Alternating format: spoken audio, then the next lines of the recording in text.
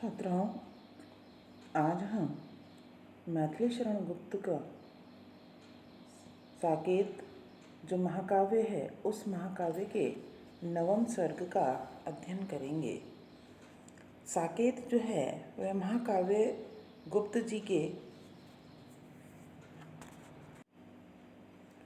जी द्वारा लिखा गया महाकाव्य है।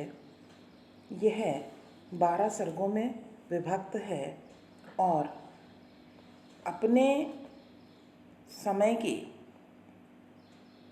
इस महाकाव्य में गुप्त जी ने अलौकिक और अति मानवीय घटनाओं का जो वर्णन है वह युग की परिवर्तित रुचि के अनुसार स्वाभाविक बनाने का प्रयास किया है। इस महाकाव्य में गुप्त जी ने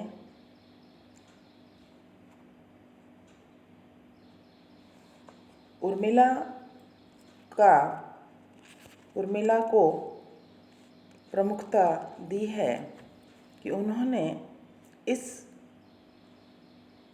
नवम सर्ग के माध्यम से कि चिरकाल से जो उपेक्षित नारियां हैं, उन नारी पात्रों को महत्वपूर्ण स्थान देते हुए उनके अधिकारों के प्रति जागृत करने का स्वर व्यक्त किया है। और इस नवम सर्ग में उर्मिला के चरित्र को प्रधानता दी गई है। उसकी विरह व्यथा को गौरव महिमा प्रदान की है। बतलाया है कि गुप्त जी द्वारा रचित साकेत महाकाव्य का उद्देश्य उर्मिला के व्यक्तित्व को बतलाना है कि कहीं उर्मिला का जो व्यक्तित्व है वह उपेक्षित न रह जाए। यहाँ उपेक्षित नारी पात्रों के प्रति जो गुप्त जी का दृष्टिकोण है, उस दृष्टिकोण को उन्होंने बतलाया है और उर्मिला को अपने काव्य में महिमा मंडित किया है। गुप्त जी कहते हैं कि 2 वंशों में प्रकट करके पावनी लोक लीला, 100 पुत्रों से अधिक जिनकी पुत्रियां पूतशीला, त्यागी भी है शरण जिनके जो अनासक्त गेही, राजा जनक राजा योगी जय जनक वे पुण्य देही विदेही। यहाँ कवि जो है वह कहते हैं राजा दशरथ के बारे में, राजा जनक के बारे में बतलाते हुए कहते हैं कि जिनके पवित्र आचरण की, जिनकी पवित्र लीला जो है वह 2 वंशों में प्रकट हुई है और जिनकी पुत्रियां अपने पवित्र आचरण में 100 पुत्रों से भी अधिक आदरणीय हुई हैं। ऐसे राजा जो स्वयं त्यागी और दूसरों को शरण देने वाले हैं, जो सांसारिक अनासक्त गेही यानी सांसारिक आसक्ति से रहित हैं, और ऐसे राजा जनक जो श्रेष्ठ योगी हैं, पुण्य देही यानी पवित्र शरीर वाले हैं और विदेही हैं, ऐसे राजा जनक की जय हो। मिथिला के राजा जनक की जय हो। आगे कवि कहते हैं कि विफल जीवन व्यर्थ बहा बहा, सरस 2 पद भी न हुए हहा, कठिन है कविते तव भूमि ही, पर यहाँ श्रम भी सुख सा रहा। आगे कवि कहते हैं कि यहाँ पर अब राजा जनक के पश्चात कवि जो है वह उर्मिला के विरह व्यथित जीवन की ओर संकेत करते हुए कहते हैं कि उर्मिला विरह व्यथा से पीड़ित होकर सोचने लगी कि मेरा जो जीवन है वह व्यर्थ ही बीत रहा है, कि मेरे जीवन के सरस 2 पद यानी जीवन के 2 क्षण भी सुखकारी नहीं हुए। मेरा जीवन तो दुख में ही रहा है। हे कविता, आगे कहती हैं, हे कविता, कि तुम्हारा अनुसरण करना, तुम्हारी भूमि पर रहना अत्यंत कठिन है। फिर भी इस जीवन में श्रम जो है, श्रम भी सुख के समान प्रतीत हो रहा है। तो यहाँ जो उर्मिला है वह उर्मिला अपने उस विरह व्यथित जीवन के बारे में बतला रही है। आगे कवि कहते हैं, करुणे क्यों रोती है, उत्तर में और अधिक तू रोई, मेरी विभूति है जो उसको भवभूति क्यों कहे कोई। आगे कवि कहते हैं कि उर्मिला इस प्रकार से जब दुखी होती है, विरह व्यथित रहती है, तो आगे कवि कहते हैं कि अरि करुणा तू इस प्रकार क्यों रोती है। उत्तर यानी उत्तर रामचरितमानस में तो वो कहते हैं, उत्तर रामचरितमानस में नाटक में तो तू वन में अकेली ही रही और तुमने स्वयं पुत्रों का पालन पोषण किया। आगे वो कहती हैं कि ऐसी पुत्रों का पालन पोषण करने वाली जो सीता है कि वह अत्यधिक रोई। आगे कहते हैं, अरे कविता, तू तो मेरी विभूति हो, ये मेरी संपदा हो, फिर इसे कोई भवभूति अर्थात संसार की संपदा, भवभूति यानी संसार की संपदा क्यों कहे। उत्तर रामचरितमानस में सीता वनवास को बतलाया गया था और वहीं उसी प्रकार उर्मिला के विरह में भी करुण रस जो है वो बतलाया गया है। तो कहते हैं कि यह भवभूति की रचना से कम नहीं है। आगे कवि कहते हैं कि अवध को अपनाकर त्याग से वन तपोवन सा प्रभु ने किया, भरत ने उसके अनुराग से भवन में वन का व्रत ले लिया।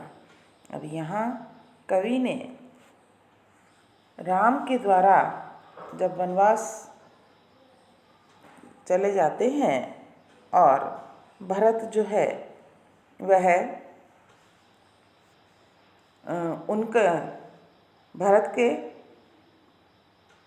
भातृ प्रेम को बतलाया गया है और साथ ही साथ कि उर्मिला जो है वह भी अत्यंत विरह व्यथित रहती है, उसी का वर्णन किया गया है। आगे कवि कहते हैं कि श्री राम ने को जब वनवास मिल गया, वनवास दे दिया गया, तो समस्त जो सुख थे उन सुखों को त्याग कर उन्होंने अपने आदर्श और मर्यादा से वन को ही तपोवन के समान बना लिया। आगे कवि कहते हैं कि दूसरी ओर कि भरत ने अयोध्या का अपने भ्रातृत्व प्रेम के कारण कि अयोध्या का जो राज्य उन्हें मिला था, उस राज्य सुख को उन्होंने छोड़कर भवन को ही, अपने महल को ही तपस्वी सा बना लिया था। अर्थात स्वयं भवन में रहते हुए भी वनवासी जीवन जो है वो व्यतीत करने लगे। आगे कवि कहते हैं कि स्वामी सहित सीता ने नंदन माना सघन गहन कानन भी, वन उर्मिला वधु ने किया उन्हीं के हितार्थ निज उपवन भी, कि अपने उपवन भी।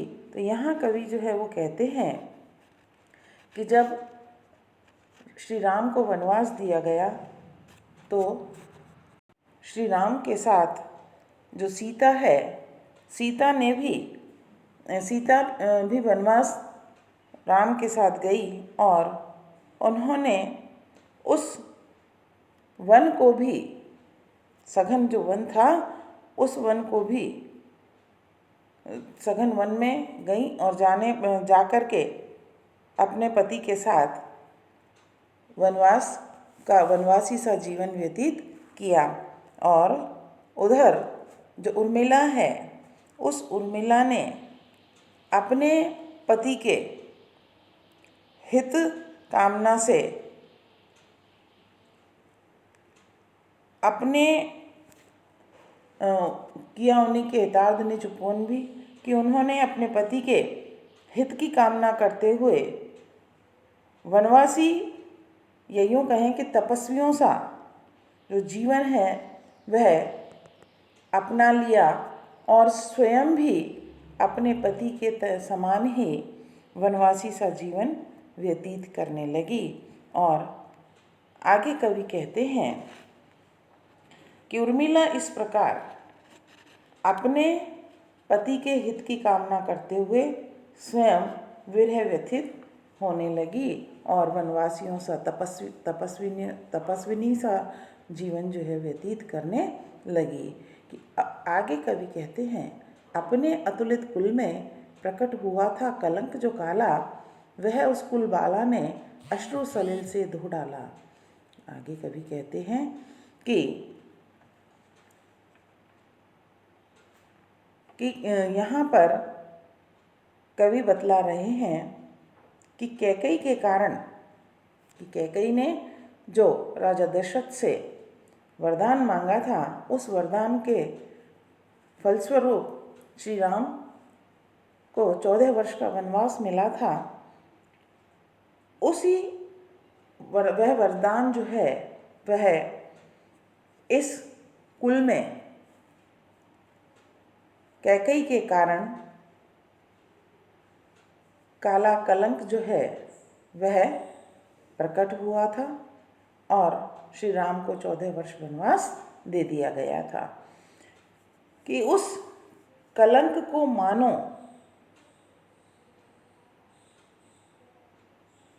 उर्मिला ने अपने अश्रु जल से धो डाला।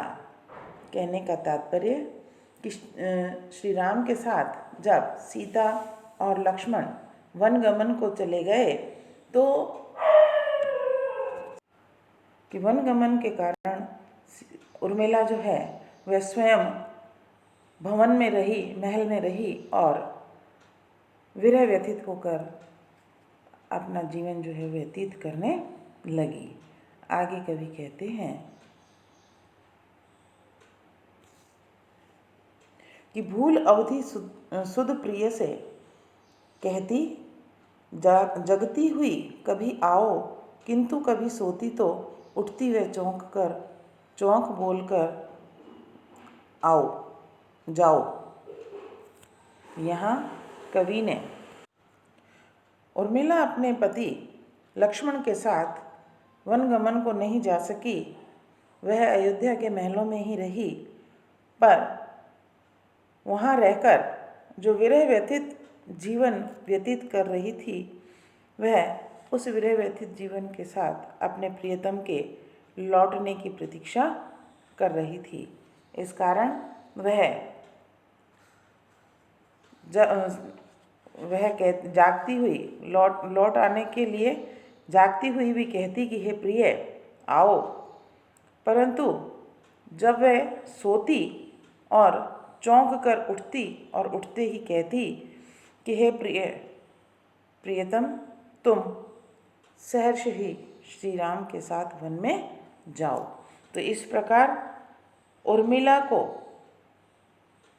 आओ और जाओ वाली जो उसकी अस्थिर मनोदशा है उसको बतलाया गया है। और यहाँ पर कि कैकेयी के द्वारा जो वनवास श्री राम को दिया गया, जो इस कुल के लिए कलंक प्रतीत हुआ, उस कलंक को मानो उर्मिला ने अपने अश्रुओं से धो डाला हो। इस प्रकार यहाँ पर उर्मिला के त्याग को बतलाया गया है। यहाँ अनुप्रास रूपक आदि अलंकार हैं।